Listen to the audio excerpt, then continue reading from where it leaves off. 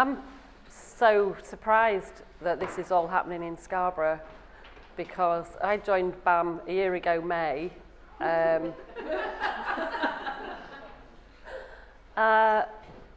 Coralie was working with Jeremy at the time, doing some leading community art with the community.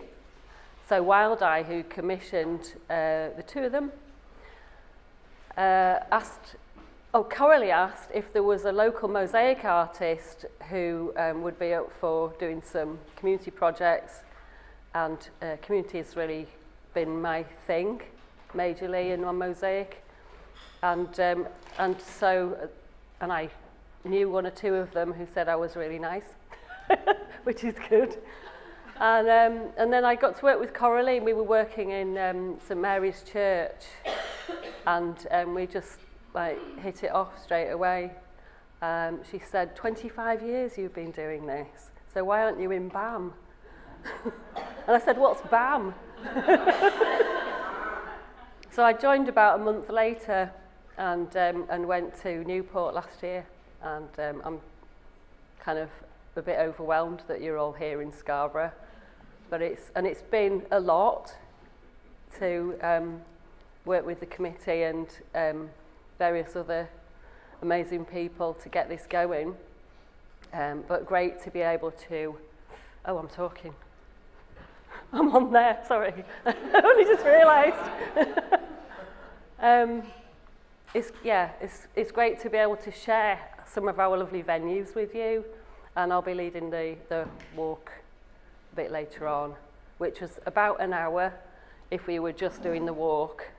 But then if we're kind of going to stand around a little bit and talk, and you might want to, I don't know, take a photo or something. So it could be a bit longer. So are we ready? So a fellow artist said to me many years ago, that's the right slide, while we worked with young people at a large youth arts festival called Culture Shock in North Yorkshire, back in the days when there were such things, that community youth arts is an unrecognised genre, a genre being a category classifying artworks based on shared characteristics, a collaboration between professional artists and public community members. The organisation that I worked for at the time, I was managing the youth arts artists for North Yorkshire County Council. I managed 100 artists across 65 different art forms. None of them were mosaics. And I didn't, at that time, do mosaics. What he said tweaked me and has rolled around my mind from time to time ever since. So in a nutshell, it's creating with groups more widely to provide safe opportunities alongside other people for nurturing of the very human urge to create. In that mind space, as you all know, our boundaries are reduced and we become vulnerable as our minds open up even just a little, resulting in us feeling included. That's so important. I don't have any photos of my own of this piece of work. This was documented. I'll tell you a little bit about this. In fact, I'll read that bit first.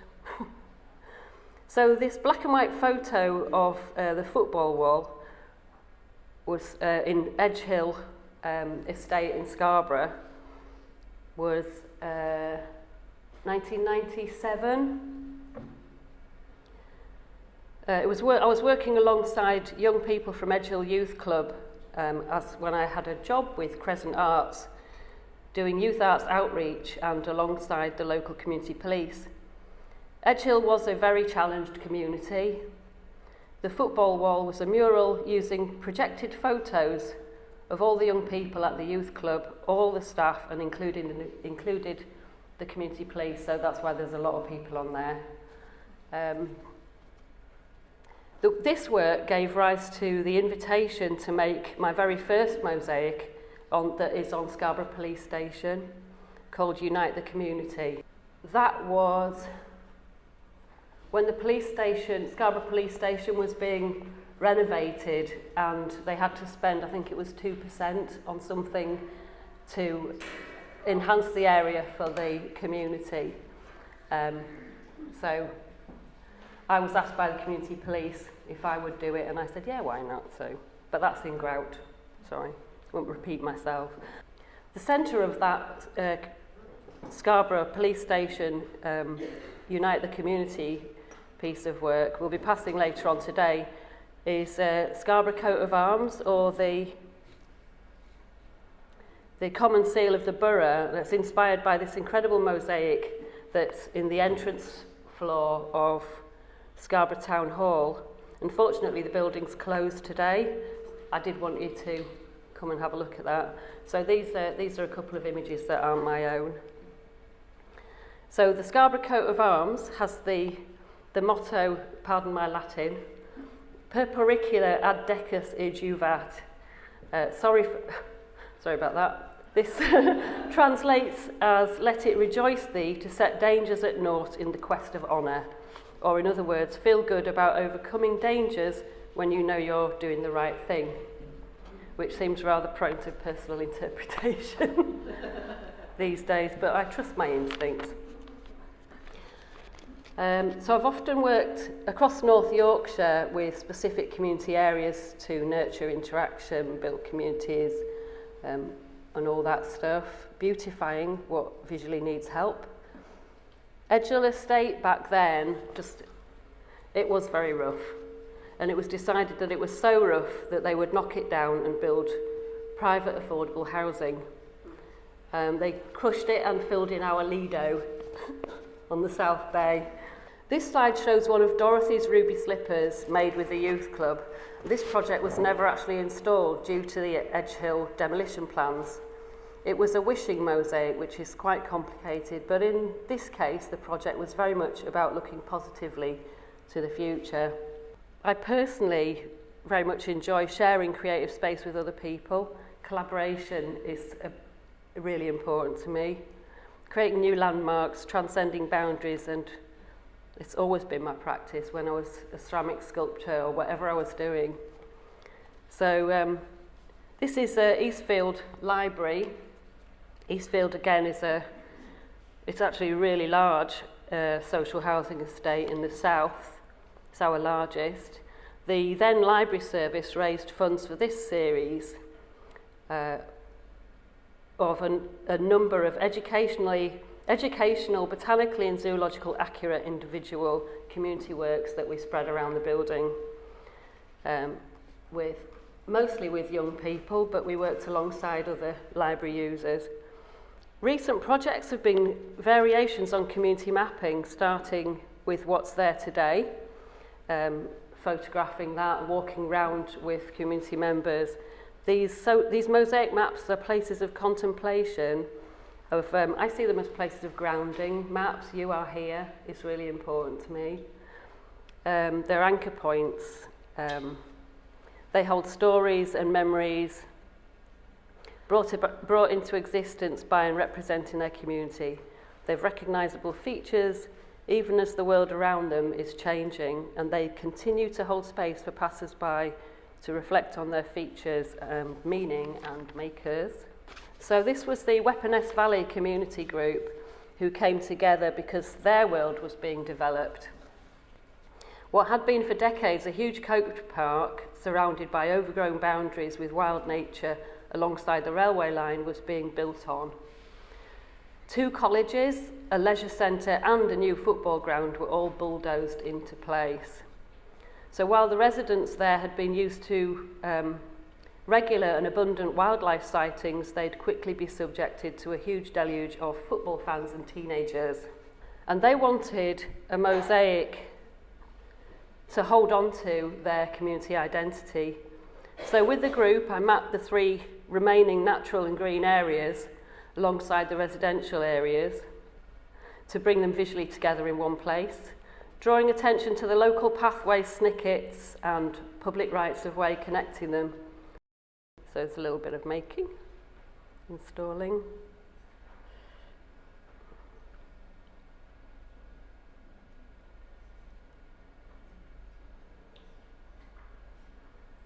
I think you can see on this, there's one of the public rights of way that wasn't then recognised but was well used, featured. So the signposting of the pathways has continued with the community, using natural materials, including a huge carved boulder showing 3 points that intersect the public right of way, that's now known as Sheila's Way. Sheila Vickers was one of the original Weponess Valley Community Group members who strove to bring the Mosaic into being and that particular public right of way into recognition. Oh, that's a launch day.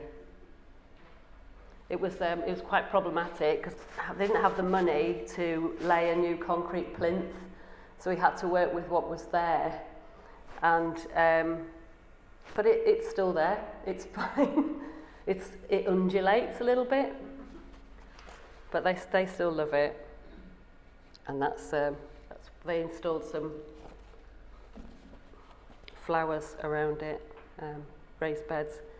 So the Cross Street Mosaic was an intergenerational project. The funds were raised by youth workers and the young people together. It aimed to bring different ages and groups together from the quite deprived areas of the town centre.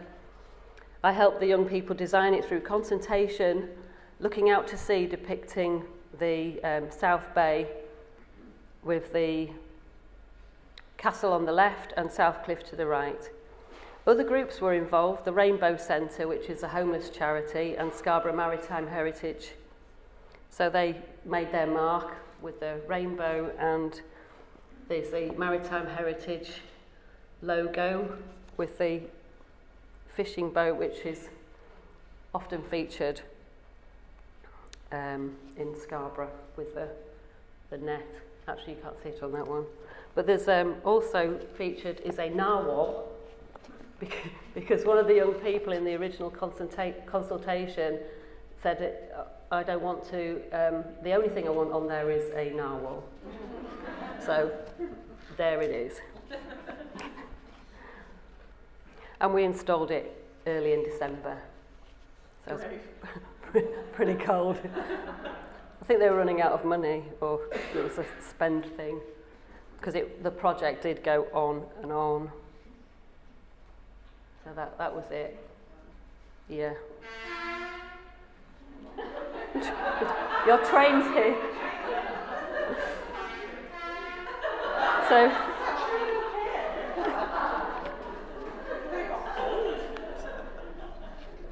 So then the Cloughton History Group wanted a legacy mosaic, something for the village, for the Queen's Jubilee. The village has been through many changes, and although it still has many of its original families whose memories and photographs were included in the design, there has also been a recent housing development on land owned by the historic Duchy of Lancaster, that's the King, known as Town Farm, causing an influx of newcomers to the neighbourhood and resulting in a bit of an us and them situation. The project brought together many people from different abilities from all around the village under the historic roof of Cloughton reading rooms. Generations of families met to make connections and remember their own histories as part of it.